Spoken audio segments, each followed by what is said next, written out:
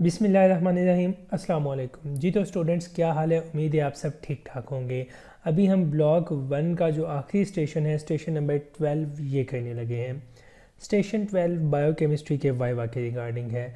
जैसे हमने पिछले दो वाइवा वाले स्टेशन किए, एनाटमी का और फिजियोलॉजी का, सेम टू सेम इसी स्टेशन के भी 16 नंबर हैं और आपको 8 मिनट दिए जाएंगे इस स्टेशन को सॉल्व करने के लिए। अच्छा, अब आ जाते हैं कि आपने स्टेशन को सॉल्व किस तरह करना है। पहले मैं जो इम्पोर्टेंट चीज़ें होंगी वो आपको बताऊंगा। उसके बाद जैसे हमने जिस स्कीम के अकॉर्डिंग हमने एनाटमी और फिजियो के वाइवा को डिस्कस किया, उसी तरह मैं आपको बताऊंगा कि जो टॉपिक्स, जो पॉइंट्स हम बायोकेमिस्ट्री के इस वाइवा के लिए तैयार कर रहे हैं, उन पॉइंट्स में से किस तरह पास्ट पेपर या पास्ट ऑस्पी आई हुई है। अच्छा, अब आ जाते हैं जी इन पॉइंट्स पे। सबसे पहले वही बात कि अगर आप लोग डिस्टिंक्शन लेवल के लिए तैयारी कर रहे हैं तो फिर ऑब्वियसली आप लोगों ने सारा सिलेबस करना है जितना भी इंक्लूड है इस ब्लॉक में। उसके बाद आपने ये जो पॉइंट मैं बता रहा हूँ इनको एम्फसाइज़ करके करना है, क्योंकि बहुत ज़्यादा चांसेस है कि इंशाल्लाह इन्हीं पॉइंट्स में से क्वेश्चन आएंगे। अच्छा जी, अब आ जाते हैं कि कौन कौन से क्वेश्चंस आपने किस तरह तैयार करने हैं। सबसे पहले जी eukaryotic prokaryotic cell basic difference आप सब लोगों को अभी भी पता होगा, आपने जस्ट रिवाइज कर लेना है। स्ट्रक्चर ऑफ अ सेल आप लोगों ने फिजियोलॉजी में भी देख लिया, यहाँ पे भी आपने रिवाइज कर लेना है। सेल मेम्ब्रेन भी आपने वहाँ पे देख ली। अच्छा, उसके बाद आ जाता है जी सेल सिग्नलिंग पाथवे। इसमें जो जी प्रोटीन कपल्ड रिसेप्टर्स होते हैं बहुत ज़्यादा इंपॉर्टेंट हैं, इसके मुतल्लिक क्वेश्चन पूछा जाता है। उसके अलावा जो सेकंड मैसेंजर होता है उसका नाम लेके भी वो क्वेश्चन पूछ सकते हैं। जिन लोगों को जी प्रोटीन सिग्नलिंग मैकेनिज़्म का पता है उनको पता होगा कि सेकंड मैसेंजर सिस्टम क्या है। इसका दूसरा नाम भी सेकंड मैसेंजर सिस्टम है, जी प्रोटीन सिग्नलिंग मैकेनिज़्म का। अच्छा, उसके बाद आ जाते हैं जी सेल टू सेल एडहेजन की तरफ। ये भी इंपॉर्टेंट है, एक आध दफ़ा देख लें। लास्ट ईयर इसमें से क्वेश्चन नहीं आया सेल टू सेल एडहेजन में से। अच्छा, उसके बाद आ जाते हैं जी प्यूरिन एंड पायरिमिडीन सिंथेसिस में। बहुत ज़्यादा इंपॉर्टेंट है, बहुत ज़्यादा इंपॉर्टेंट है। Last year purine pyrimidine synthesis काफ़ी दफ़ा रिपीट हुआ है जी। अच्छा, उसके बाद न्यूक्लिक एसिड सिंथेसिस, ये आपने एक दफ़ा देख लेना है। डीएनए स्ट्रक्चर, ये इंपॉर्टेंट है, वाटसन क्रिक मॉडल। और आगे मैं आज जाके आपको बताऊंगा कि डीएनए जिस तरह बनता है ना, वो जो उसके एंजाइम्स होते हैं डिफरेंट, जैसे टेलोमेरेज और इस तरह के जो डिफरेंट एंजाइम्स होते हैं, वो ज़्यादा इंपॉर्टेंट है। और आपको याद होना चाहिए कि उन एंजाइम्स के क्या क्या फ़ंक्शन है। लास्ट टाइम वो इन एंजाइम्स को स्पेसिफाई करके पूछते रहें कि इनके फंक्शंस क्या कुछ है। अच्छा, उसके बाद टाइप्स ऑफ आरएनए बहुत ज़्यादा इंपॉर्टेंट है विद स्ट्रक्चर। आपको ट्रांसफ़र आरएनए का पता होना चाहिए। लास्ट ये मैसेंजर आरएनए उन्होंने पूछा हुआ था, इसलिए वो भी इंपॉर्टेंट है, आप लोगों ने देख लेना है। डीएनए, क्रोमेटिड और क्रोमोसोम, इनमें जो बेसिक डिफरेंस है वो आप लोगों को पता होना चाहिए। उसके बाद आ जाते हैं जी एंजाइम्स पे। एंजाइम्स की वही चीज़ें जो आप लोगों ने एफएससी में की थी, वो जो दो पेजेस थे आप लोगों की एफएससी की बुक के, वही सेम टू सेम आगे यही चलेंगे, हर जगह पे ये चलेंगे। एंजाइम्स की definition, mechanism of action, effect of temperature, pH, enzyme substrate concentration और ये सारा कुछ जी। एंजाइम इनहिबिशन आ गई। क्लासिफिकेशन ऑफ अमाइनो एसिड आपने देख लेनी है। Structure level of proteins important है, आप लोगों ने एक दफ़ा देख लेने हैं जी। Plasma protein with classification, immunoglobulin, steps of hemoglobin synthesis, ये भी इसके स्टेप्स इंपॉर्टेंट है, आप लोगों ने देख लेने हैं। पोरफायरियाज को एक दफ़ा देख लेना है। ऑक्सीजन डिसोसिएशन कर्व को देख लेना है जी। हीमोग्लोबिनोपैथीज और एनीमिया, एनीमिया इंपॉर्टेंट है।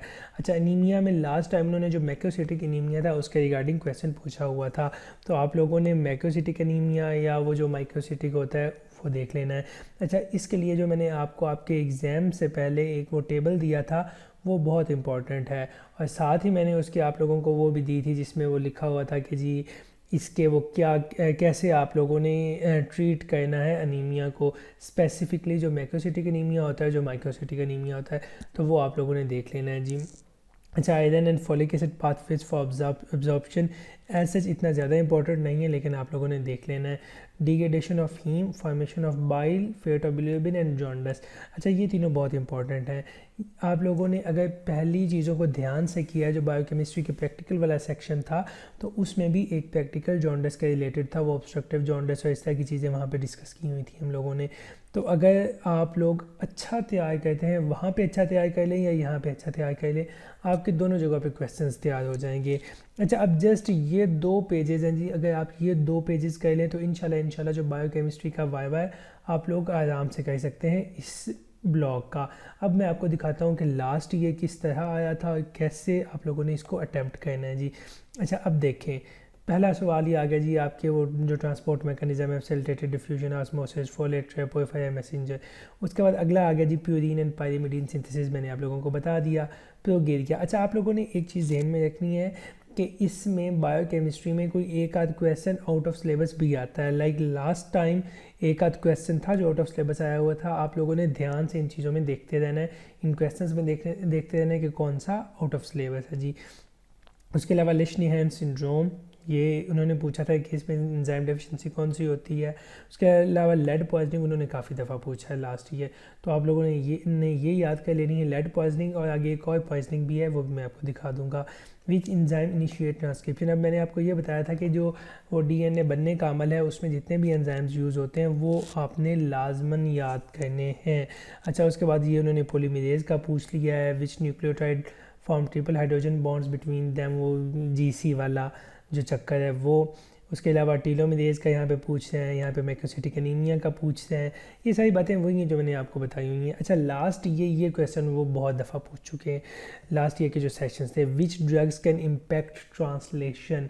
लोगों को तब एक ही ड्रग याद थी, रिफेम्पिसिन, लेकिन अच्छा एक और मज़े की बात कि कोई भी जो ड्रग है वो डायरेक्टली ट्रांसलेशन को इम्पैक्ट नहीं करती थी, लेकिन ये रिफेम्पिसिन, एरिथ्रोमाइसिन, टेट्रासाइक्लिन ये इम्पैक्ट करती हैं बट इनडायरेक्टली इम्पैक्ट करती हैं। तो आप इन तीनों नामों में से कोई भी यूज़ कर सकते हैं। लास्ट टाइम लोग रिफेम्पिसिन ज़्यादा यूज़ करते रहे थे। अच्छा, उसके अलावा फिर अगेन वही उनका हैबिट कि जी पहले ट्रांसपोर्ट का सेल मेम्ब्रेन का पूछे हैं, वही चीज़ें।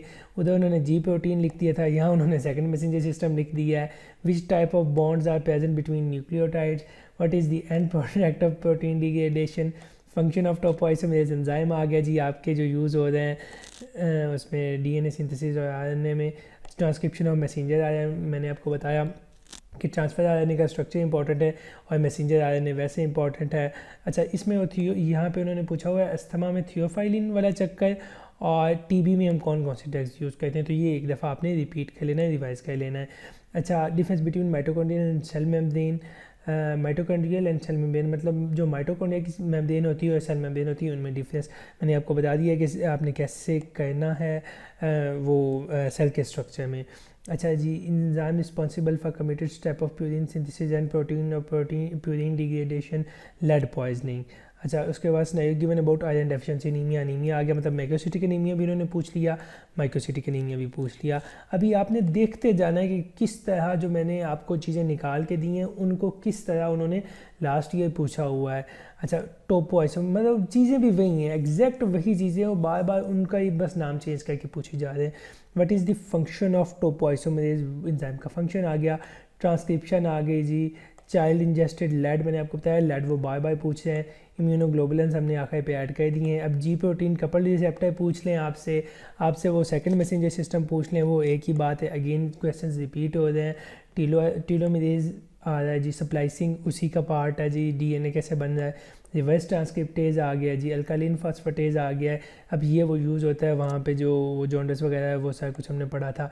फिर देखें जी प्रोटीन आ गया, ऑब्स्ट्रक्टिव जॉन्डिस है, which nucleotide can form triple hydrogen bond.